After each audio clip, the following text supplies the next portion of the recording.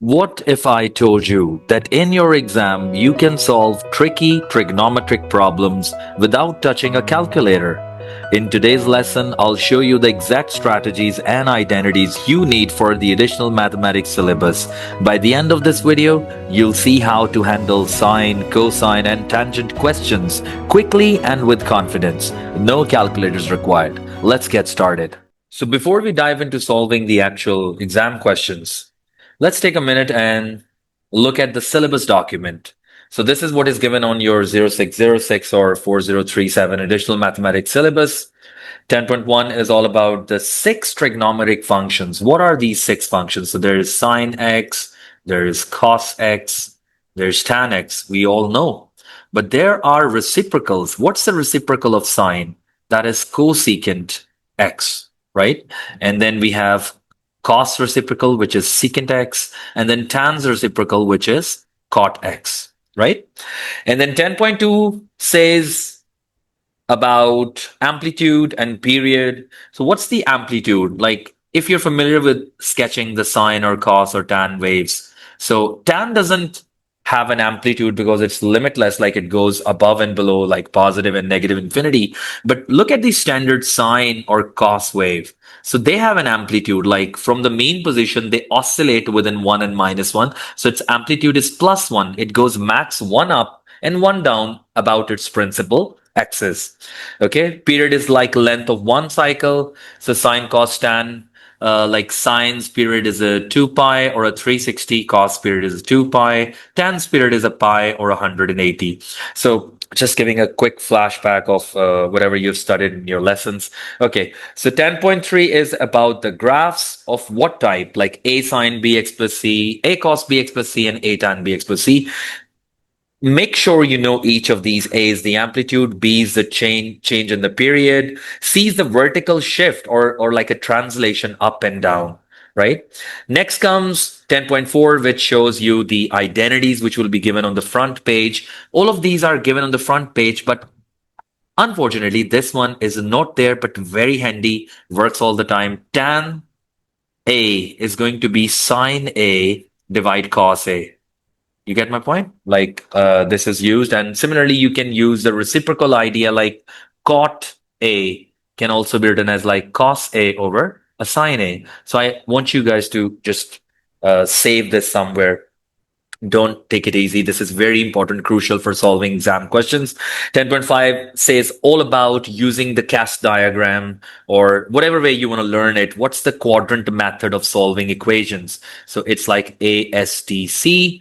So there are different acronyms used to remember this, like, but the very popular one is the cast diagram. So we go like this. So all positive and 0 to 90. From 90 to 180 is just sine positive, 180 to 270 is just tan positive, and 270 to 360 is just cos positive, right? And last but not the least is proving. Like you need to prove identities, and sometimes identities are also used to simplify equations which can then be solved. All right. So that was like a quick overview of what is assessed in this unit. Let's go and start solving the exam questions. So we start off with this first question, which is about proving an identity. The question says, show that tan theta plus cot theta can be written as secant theta, cosecant theta. So this question is taken from Winter 24 question paper 2-1, which is obviously a calculator exam, but remember identities can be part of a non-calculator exam anytime because you do not require any calculator to prove identities, right? So let's go. I have to show that tan theta plus cot theta can be written as secant and cosecant. So keep an eye on what you are trying to prove. So what you're trying to prove is basically 1 over cos theta and 1 over sine theta. Since secant is a reciprocal, okay, let me just write over here. Secant theta is a reciprocal of cos theta, and cosecant theta is a reciprocal of sine theta. So I start with this. So I want to convert all of this into sine and cos. So I'm going to apply the idea. So I'm going to be putting the identity I'm using in the bracket, sine theta divide cos theta.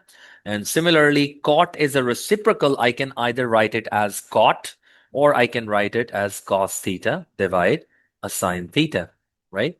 So I'm going to give you the identity that I use. Tan theta is a sine theta divide cos theta, which is not given on the front page, but you have to get yourself familiar with this. And cot, since it's a reciprocal of tan, so I can write it upside down like a cos over sine.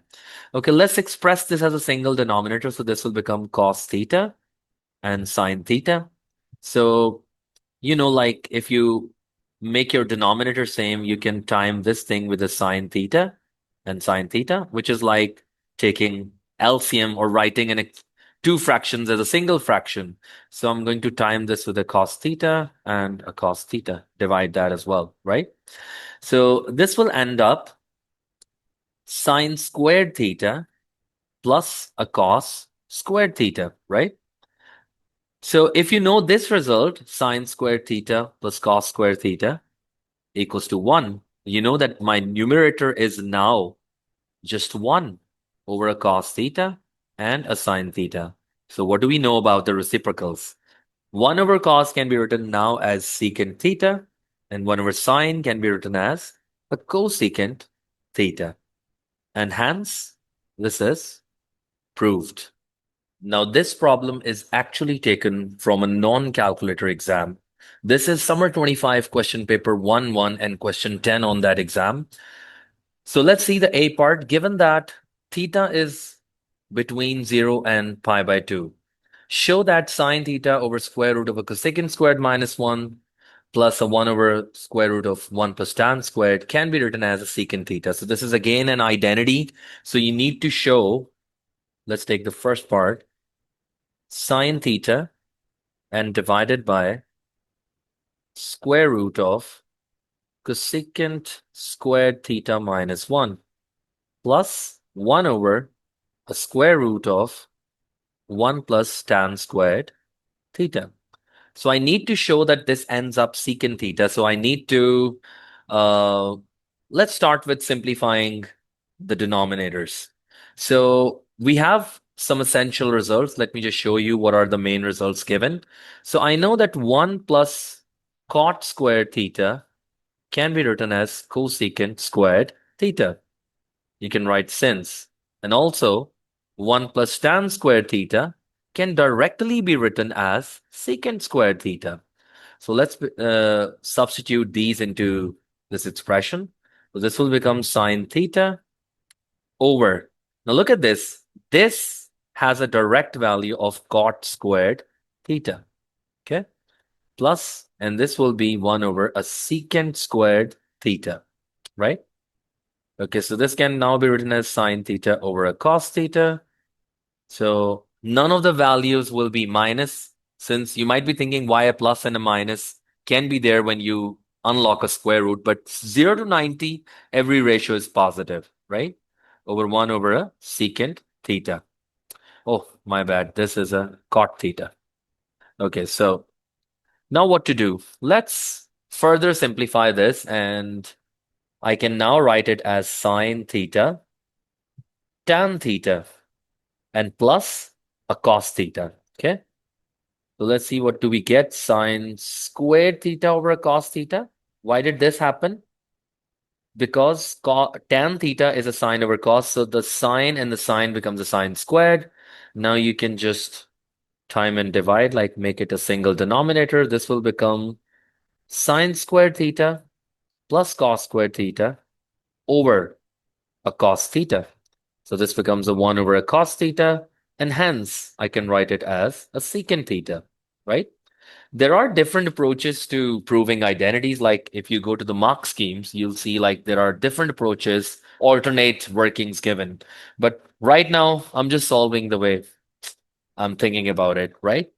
Okay, so let's take a look at the B part. They're saying given that secant is alpha, secant x is alpha, and this time it's within 3 pi by 2 and 2 pi. So like in degrees, you can think about it as 270 to 360. So that's the fourth quadrant in your cast diagram. So if you want to look at this cast diagram, CAST, so 270 to 360, or you can say the equivalent is a 3 pi over 2 to a 2 pi. So that is the fourth quadrant. So let's see, secant x. So cos is positive over here, hence secant is positive. I need to write this, I need to find sine x in terms of alpha. Okay, so there are different approaches to this, but one approach is the identity approach. There is a triangle method as well, but right now let's just go with firstly with the identity approach. So cos x can be written as 1 over alpha, and we know that sine squared alpha will be 1 minus a cos squared alpha from the Pythagorean identity. So this will be 1 minus 1 over alpha squared, which will be alpha squared minus 1 divide alpha squared. And this is a sine alpha. When you square root it, so you have a plus and a minus, but why are you putting the minus over there? There's a reason for that, because in the fourth quadrant, sine is a negative, right? So this is one approach of solving this problem. The other approach is, what if I put a triangle like this? Now, this can be a bit tricky, but let's see.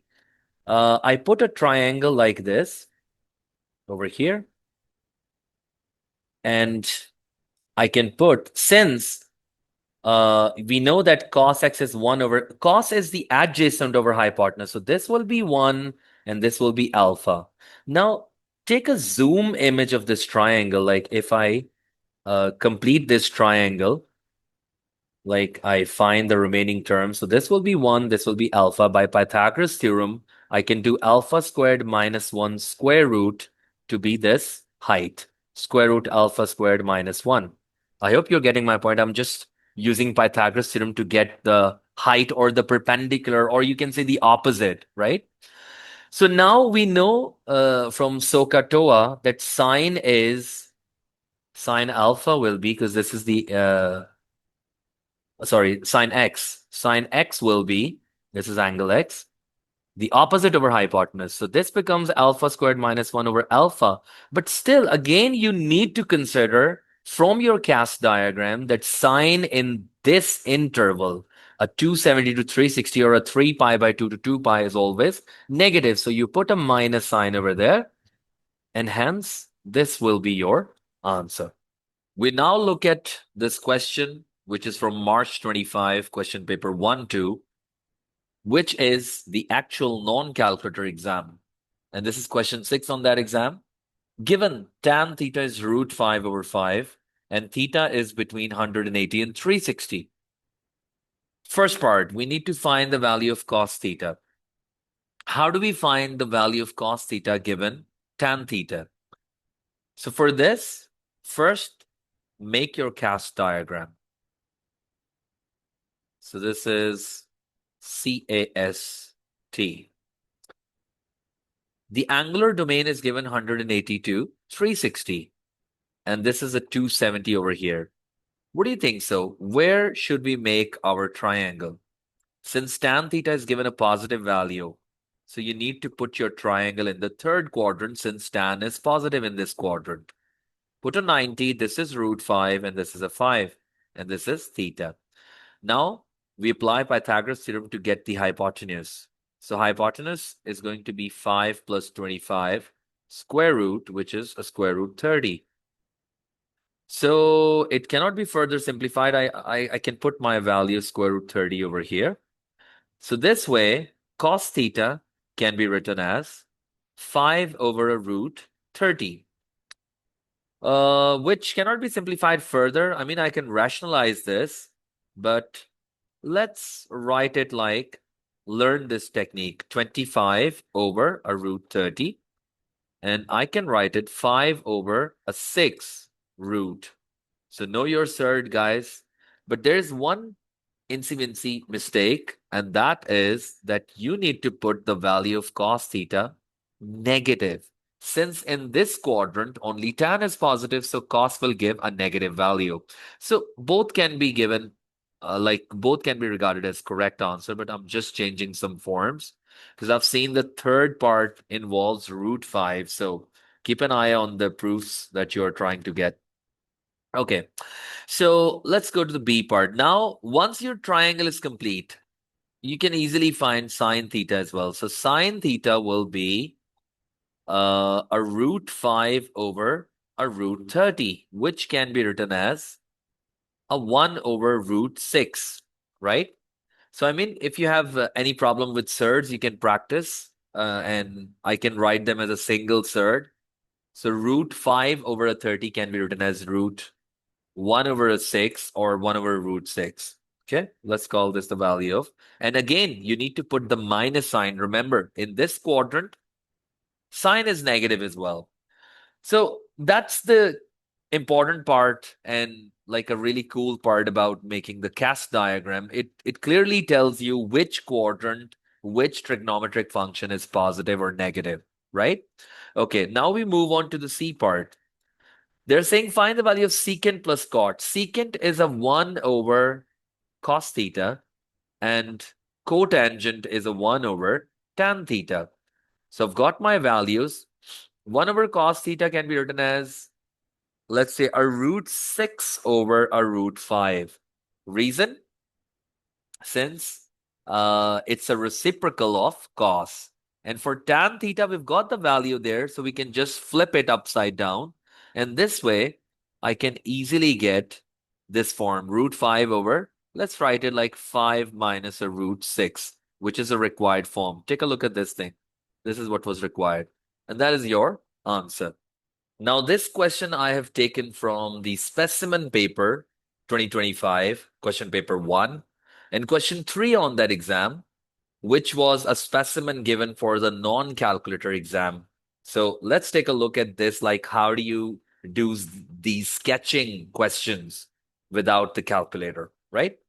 Okay, so the statement says in this question, all angles are in radians.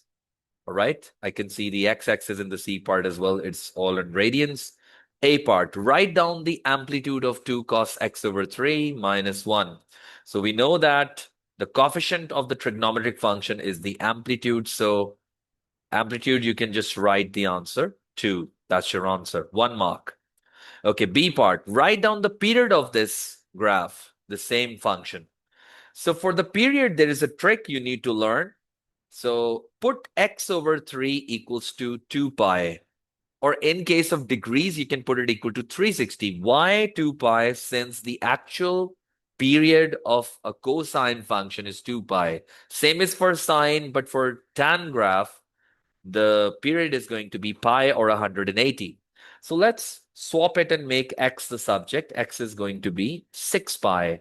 And 6 pi is going to be your new period. All right? Okay, so C part. On the axis below, sketch the graph of y equals to 2 cos x over 3 minus 1, negative pi to a 3 pi. Okay, so we've got the period. Now, there are some things you need to consider. I'll write them all. So how do I teach the sketch part? Don't go for these all these values like create a table or something. Start with the principal axis. Where is the principal axis? So I usually call this thing a principal axis, right? So this is where your graph starts. Or you can say it's a shift 1 unit downwards.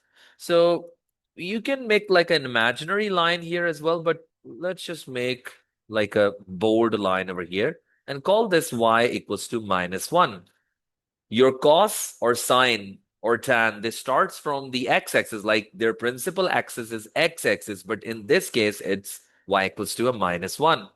Okay, so now the amplitude is 2. So I know that from the main position, cosine is going to oscillate not 1 above and 1 below, but instead it will oscillate 2 above and 2 below, right? So I hope you're listening to this carefully. I mean, you can always remind. Um, this is a good way, like you can take your scale and just cordon your wave. What do I mean by cordon? You know that your cosine wave will travel within this, like these red lines. Okay. I mean, if there is no 2 over here, your cos wave will go 1 above and 1 below from the principal axis. So make sure, guys, you're saving stuff and I mean, you can pause and sketch it yourself and come back and check my work. Okay. So now this is another interesting feature about sketching. You can take your 6 pi and you can divide it by a 4. Reason being, this will give you a 1.5. So now you know that there are each like a twist and turn of this wave will be on 1.5 pi. You can understand it this way. Like if your period is a 2 pi, what's 2 pi divide 4? So you write a pi by 2, a pi, a 3 pi by 2, and a 2 pi. Similarly, for this case, like it's a 6 pi, so I know that the first turn is going to be on 1.5 pi. Let's just write a 1.5 pi. And then if you add another 1.5, that's a 3. So bring down your axes over here, like this dot, this dot. Obviously, 0 is going to be a dot. And I cannot go any further to the left because it's just given within minus pi and pi. Now I know that my graph will give a 1 value on 0. Well, you can check it using this, like cos 0 is a 1. So 2 times 1 is a 2. 2 minus 1 is again 1. So this point, okay, I'm curious. I'm really curious, like what will happen to these pi and a minus pi. I really want to, because I know that my wave will be like something like this, right? But I'm just trying to check, like, can we? I mean, you might be thinking, like, do we have to be that accurate? I mean, if you can, why not? Okay, I'm gonna check this pi value and a negative pi value. I think I know it's gonna give me a 0. Okay, so if x is a pi, y is going to be 2 cos pi over 3 minus a 1. So if you know your special triangles, this is a pi over 3. This is a pi over 6. I hope you've learned this in your math and add math class because it's part of both IGCSE non-calculator math and additional mathematics. This is a root 3, this is a 2, and this is a 1. So we know this is a special value. Cos pi over 3 is a 1 over 2. So 1 over 2, this is a 1 minus 1. Yes, that's what I had in mind. So this gives you a 0. I mean, I'm just checking it. You could have like sketched it without it, but since they've given like a really nice pretty axis, so you can check these points. So this is how the cos wave will go, like here, and from here it will go all the way like this, and then from here it will go uh all the way to this point, right? So why it's going over there? Because we know that my cos is oscillating within 1 and a minus 3. I mean, there are a lot of questions they can ask you about it. Like, what if they ask you in the end, like a D part, find the range of this function? So range is the same thing, like 1, max, and minimum minus 3. Right, guys? So that's your answer. Oh, that was a dodgy one. So practice doing these sort of sketches without the calculator and you'll be good to go, right? So here's another one from March 25, question paper 1, 2, and this is the question 2 on that exam. So you might get like more than one question in a single exam on trigonometry. This is just about interpreting the trig graph, which is given over there, and this is a cos graph. They're saying the diagram shows the curve y equals to a cos bx plus c. Y equals to a cos bx plus c, right? So it is given that a, b, and c are integers, and we need to find these values.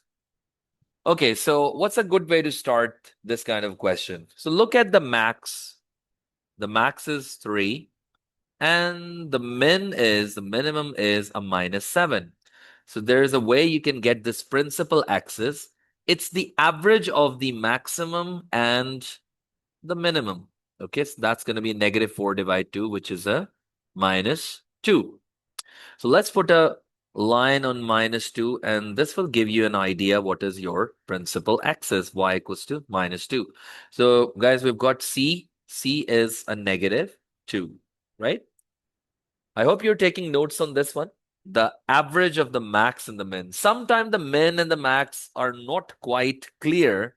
In those cases, you can take some coordinate which is given over there and insert and maybe form systematic simultaneous equations, and you can solve to get. I hope you get my point. Let's see. Okay. So once you have the principal axis, you can check that how high above the principal axis and low does your graph oscillate. So it's a 1, 2, 3, 4, 1, 2, 3, 4, 5, right? So we know clearly it's 5 above and 1, 2, 3, 4, 5 below. So amplitude is going to be a +5. Never write amplitude as a negative number. It's always like a positive number. Okay, now comes the tricky part, like the period. What to do with the period? Okay, so first we check how the wave is behaving.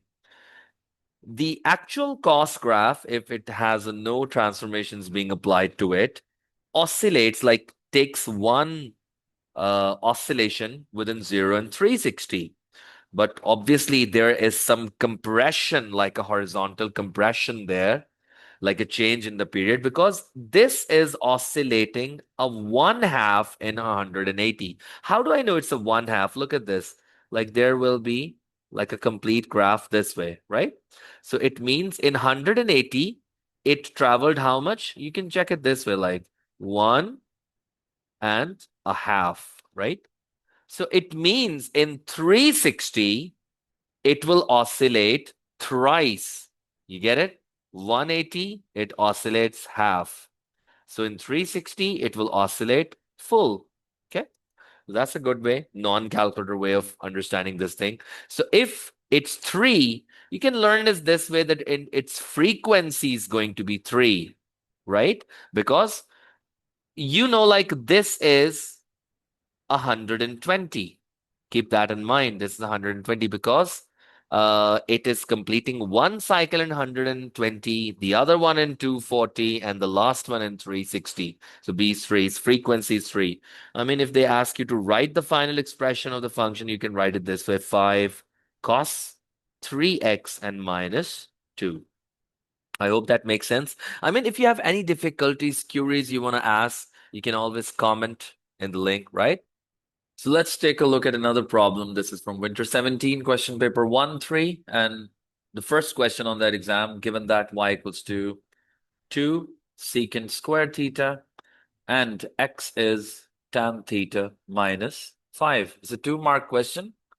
And y is given in terms of theta and x is given in terms of theta. In higher math, we call these the parametric equations, but it's okay. Even if you don't know the name, we can still work this out.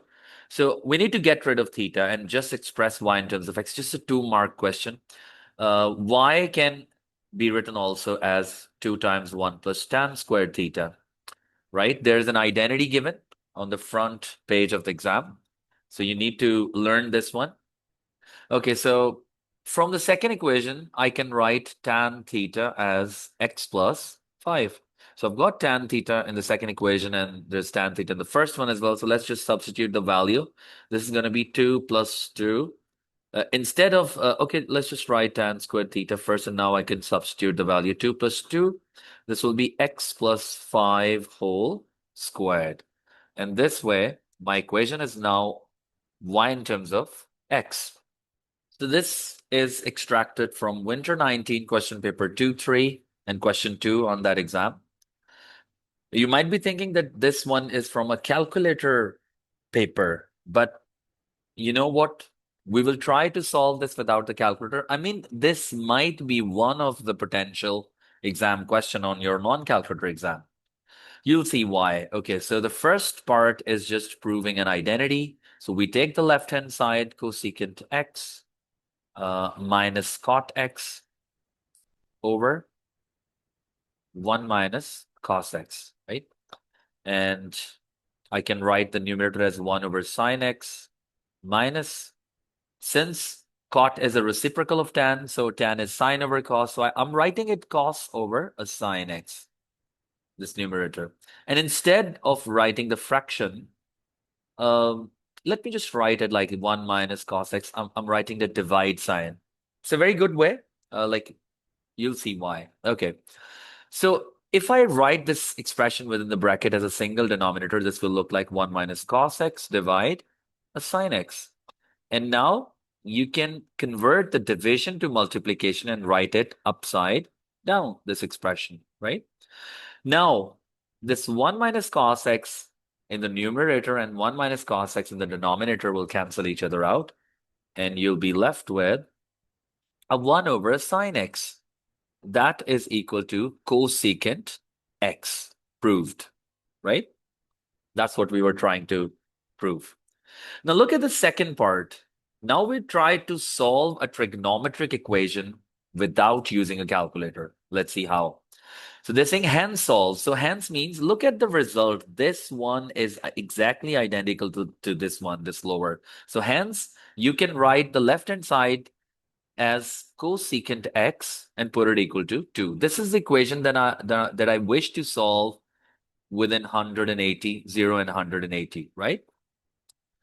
So how do you solve a cosec equals to 2 equation? Write it as sine x and flip it, the 2 will become a half.